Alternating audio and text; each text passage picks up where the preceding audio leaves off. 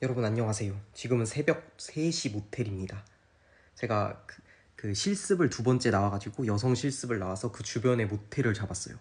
그래서 오늘의 주제는 누가 나를 오해하면 어떻게 해야 될까에 대해서 얘기를 해보도록 하겠습니다. 지금 밤이라 갖고 약간 조용히 말해야 될 것 같은데 그래도 내 데시벨 자체가 커. 난 원래 이런 새끼야. 일단 누가 나를 오해를 한다, 여러분들이 아셔야 될 게 누가 나를 오해를 한다 이런 생각 자체를 애초에 안 하시는 게 일단 중요합니다.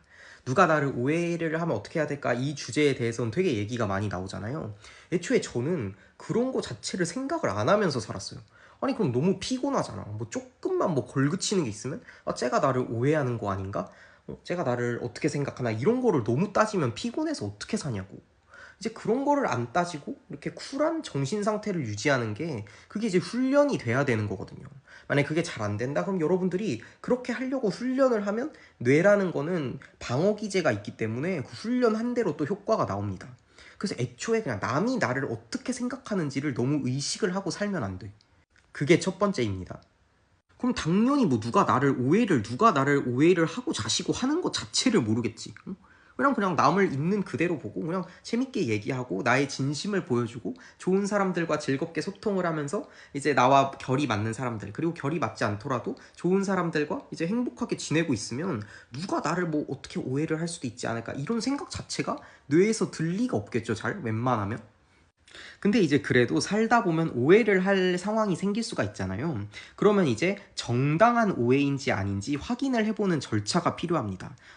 근데 이제 웬만하면 그 오해를 한 사람이 누구를 오해를 하고 있으면 내가 그 사람한테 말을 해야 돼요. 내가 만약에 누구를 오해를 하고 있으면 그 오해를 풀고 싶으면 얘기를 해야 돼요. 근데 만약에 얘기를 안 한다는 거는 그거는 약간 조금 이상한 거예요. 그럼 그걸 뭐 안 풀겠다는 거야? 응? 뭐 아내가 만약에 바람을 피는 것 같아.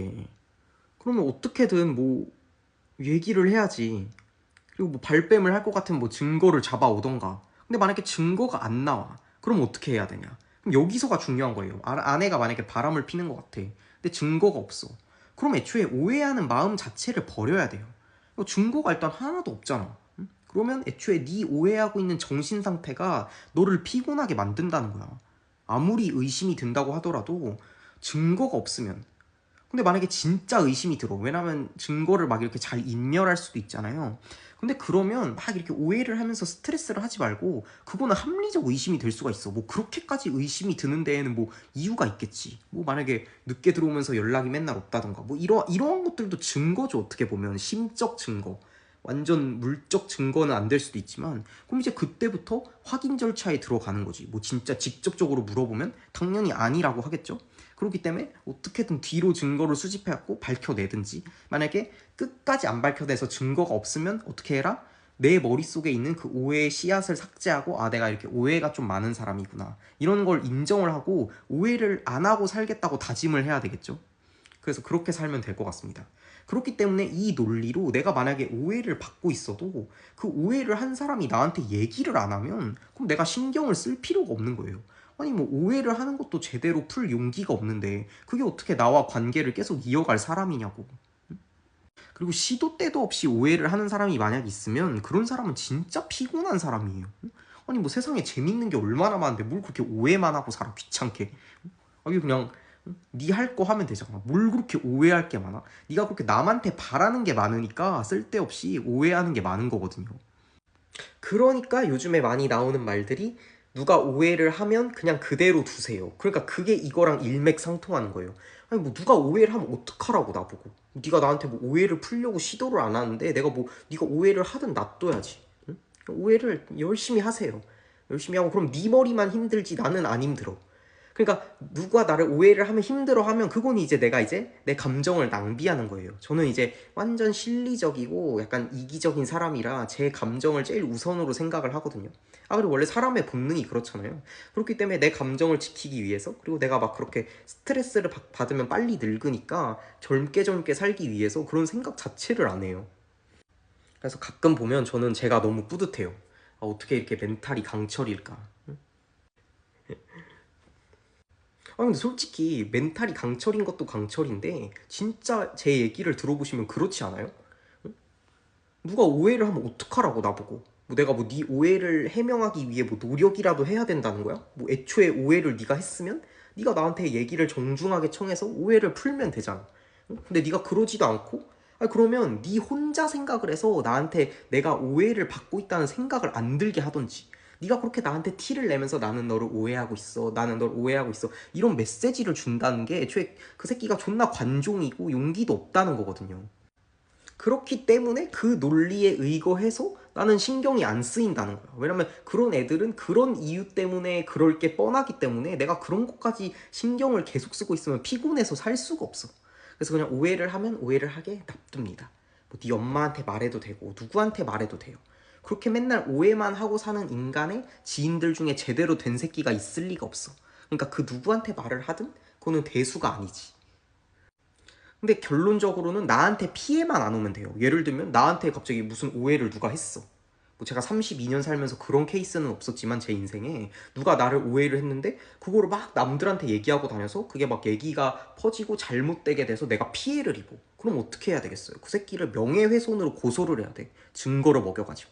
그러니까 여러분들은 증거를 잘 수집하는 습관도 들이셔야 돼요. 만약에 막 뭐 누가 나를 얘기를 누가 막 내 얘기를 내가 걔한테 들었는데 뭐 이런 아니면 그 당사자를 안 말하더라고. 아 내가 이런 얘기를 들었는데 뭐 이런 게 사실이냐. 근데 그런 게 뭐 한두 개면 솔직히 아까 제가 말한 것처럼 그냥 무시하시면 되거든요. 뭐 그거 한두 개 얘기 나온다고 뭐 인생 어떻게 안 되거든요. 근데 하지만 그런 게 진짜 내가 뭔가 피해라고 느낄 정도로 누가 나를 오해를 하고 있는 걸로 그런 식으로 이용을 한다면, 아 그거 혹시 누가 그랬어? 누가 그랬어? 이렇게 추적을 하고 그런 것도 이제 녹음을 해도 돼? 이렇게 해서 녹음도 하고 이러면서 끝까지 꼬리를 물고 들어가서 그 새끼한테 이제 합의금을 뜯어내고 이제 걔를 범죄자로 만들지 합의금을 뜯어낼지, 아 뭐 민사가 어떻게 되는지는 저는 잘 모르니까 그렇게 만들어 버리시면 돼요. 그런 애들은. 그러니까 나한테 피해가 안 오는 선에서는 그냥 무시를 하고, 나한테 피해를 가 오면 그때는 정당한 대응을 해서 이제 행복해지시면 되는 겁니다. 그럼 얼마나 통쾌하겠어요. 그런 애들 특징이 이제 어떻게 하겠어. 그렇게 오해를 하고 잘못된 소문을 퍼뜨릴 땐 오지게 퍼뜨리면서 막상 고소를 당해서 합의를 해야 될 때가 되면 마냥 똥파리 마냥 손을 비비면서 용서를 해달라고 합의금을 100만 원만 깎아달라고 하겠지. 그렇지 않겠어요? 근데 이제 이런 일은 거의 살면서 없겠죠. 그죠? 뭐 누가 그런 또라이 새끼가 잘 있겠어. 만약에 그런 일이 생겨도 여러분 너무 상심하지 마세요. 왜냐면 세계에는 그래도 몇몇의 또라이가 있고 내가 살다 보면 운 안 좋게 그런 또라이한테 걸릴 때도 있잖아요. 그러니까 그럴 수도 있는 거예요. 그러니까 이런 거는 되게 극단적인 예시고, 저는 이제 극단적인 예시를 드는 걸 되게 좋아하거든요. 재밌잖아요. 그래서 극단적인 예시고, 만약에 그게 아니고 평범하게 그냥 내가 오해를 사면 어떡할까 이런 생각을 가지셔서 힘드신 분들이라면 절대 그렇게 생각을 하지 마시고, 누가 나를 오해를 하든 말든 신경을 쓰지 마시고, 누가 나를 오해를 한다? 그냥 냅두세요. 그리고 나는 그냥 내 페이스대로 내가 좋아하는 사람들한테 똑같이 하면서, 근데 이제 걔한테는 나도 똑같이 할 수가 없겠지. 그 사람한테는 나도 뭔가 다른 태도를 취하겠죠. 그렇게만 하시면 되세요. 그럼 여러분들이 진짜 좋은 사람이고 신임을 많이 받고 있는 사람들이라면 주변 환경이 여러분들을 도와줘서 여러분들이 이길 수 있게, 그리고 그 오해를 하는 사람이 오히려 더 이상한 새끼가 될 수 있게 그런 환경이 조성이 될 것입니다.